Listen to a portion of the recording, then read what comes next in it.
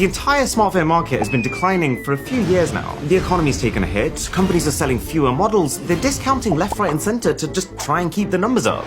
All except Apple. Apple is the only big smartphone company whose market share is actually rising. And it doesn't really make sense. They're always on the expensive end, they don't do discounts at all. No. Why on earth is everyone buying iPhones right now? Well, there's actually 9 key factors. 9 things that Apple has either meticulously planned or have just happened to occur that have all aligned to put Apple in the strongest position it's ever been in. So, at the very surface level, incomes are rising across the globe. Every year, an average of 50 million more people are moving up into the category of high income. And so naturally, as you get more disposable money, you start to be able to afford more expensive things. And that naturally favors Apple, who only makes expensive things. There's a second, subtler effect that I think amplifies this. Think of any big smartphone company apart from Apple, whether it's Samsung or Oppo or Xiaomi. Every single one of these companies has both expensive flagship phones, but also cheap phones. You can get a Samsung for $80, you can get an Oppo for about $60, you can get a Xiaomi for $50. But Apple doesn't work like that. Apple has basically decided that the minimum they're going to charge you to be able to get the iPhone experience is around $400 with their iPhone SE series. And this is intentional because what it translates to is that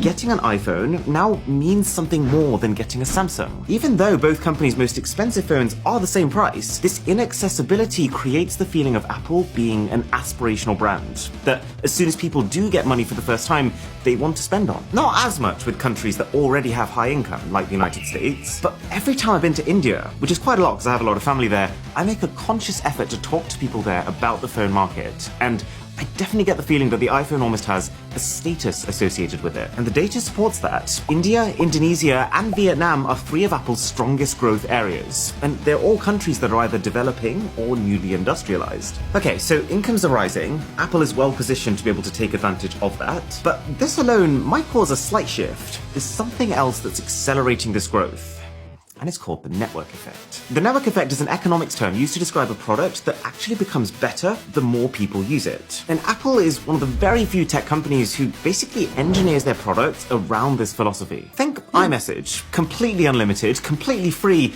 deeply interactive messaging. It works really well, but only from iPhone to iPhone. Or AirDrop. How many times have you seen someone trying to AirDrop someone else a file, only to see their expression sour as the other person whips out a Samsung from their pocket? Or Apple Notes, which allows any iPhone user to contribute to your shared document, but if you've got a Google phone, you're not invited. Even FaceTime video calls. Apple's basically engineered a really high quality, really stable calling solution, and then restricted it only to iPhone users. But then with FaceTime, they've taken it further. In a move that seemed very consumer-friendly, Apple recently allowed Android users to FaceTime for the first time ever. But this is not charity. This is actually a very smart business move. Because if you're on an Android phone during this FaceTime process, they make you feel like a right sucker while you're doing it. If you want to FaceTime on Android, you have to wait for the iPhone user to initiate the FaceTime and then send you a link. That link opens up a page on your browser where you then enter your name and give it permissions to use your mic and your camera, and even then you experience the FaceTime in this horrible windowed browser view. Let's be very clear, giving Android users this option is not Apple trying to make things fair, it's Apple saying to iPhone users, don't worry about switching to WhatsApp video calls, your Android buddies will join you on your platform of choice. And then for the Android users, it's them saying, look how good FaceTime works on their iPhone versus your Android. You know you want to buy an iPhone.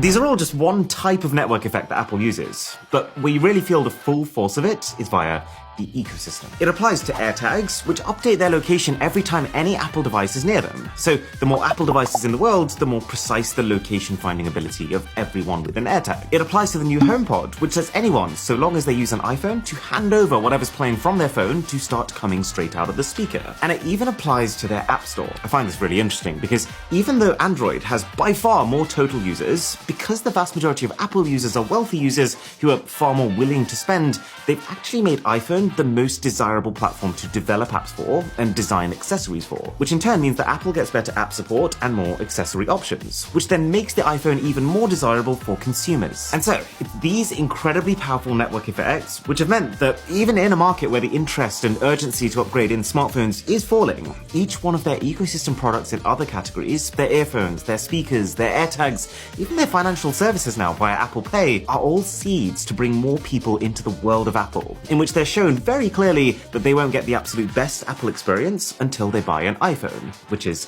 the center of it. I've seen these network effects happen in my own family. When I was younger, we stayed well away from iPhones because of the price, but as soon as my mum got the first one a few years ago, one by one, each